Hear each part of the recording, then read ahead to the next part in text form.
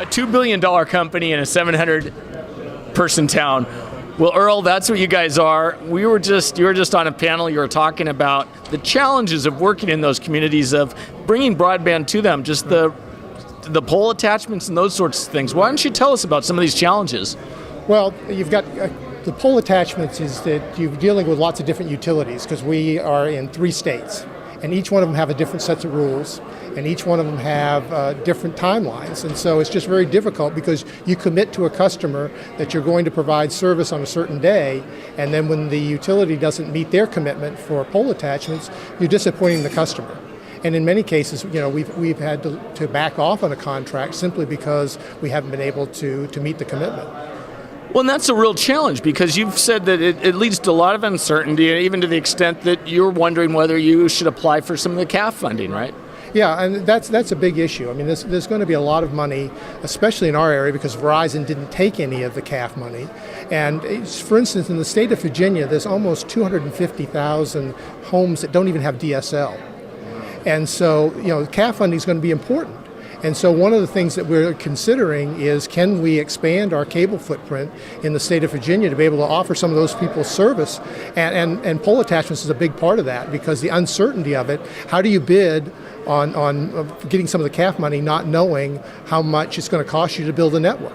And how long it's going to take. And to be clear, I mean, these days cable is fiber and fiber is cable, right? Absolutely. I mean, any new build that we do, we always do fiber to the home. We're not, except if it's an extension, obviously we'll use coax, but if it's a new area like we were doing in the CAF area, it will all be fiber to the home. And that's got to be incredibly frustrating when you literally are right across the border and it's just difficult to expand. It is, and how do you explain that to a customer or a prospect? When literally they can see a house, a quarter of a mile away that has service, but because of dealing with the power company, it's just not economic for you to be able to provide that customer service. And of course, wireless needs fiber, and you guys are a big wireless provider, but it seems like there's a huge challenge there as far as siting towers and so forth. Absolutely. Everybody, as I said in the panel, everybody wants great service, but nobody wants the tower near them. And then the other part of that is, even if you get the tower, you've got to have fiber to it, or you can't offer 4G services. And so, dealing with local jurisdictions where we are not the cable operator, but we want to lay fiber either to go to one of our towers or to serve a customer, it's very, very difficult because there is no mechanism in place today for us to get that kind of a franchise. So you're dealing with every jurisdiction, and every one of them have a different set of rules. And also the entities that may own the poles, whether it's a co-op or an investor-owned utility, right? Absolutely. And between the investor owns, the good news, the investor owns, at least there is some FCC rules. And so, but as we talked about on the panel, it's we all know how long that takes if you do file a complaint. So in many cases, it's much more economical to figure it out before going to the FCC. But on the co-ops, on the municipal poles, there is no opportunity to go to the FCC, and so unless you work it out, you just don't get it done.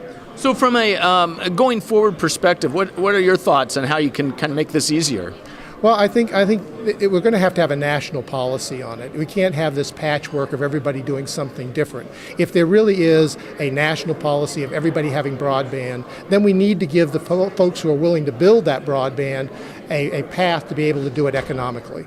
And I guess that's one of the things that was mentioned was the BDAC, the FCC's approach to getting people together on this. Well, and I think I'm not even sure it's an FCC problem. I think it really is a legislative problem. Okay. Congress is going to have to get involved, because the last thing you want to do is do it by regulation, because an administration come in and they can change the regulation.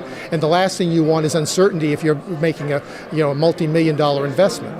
That makes sense, and it seems like it is something that should be a bipartisan type thing. You would think so, but in Congress today, it's tough to get anything passed. Yeah. Well, Earle, I appreciate your time and insight.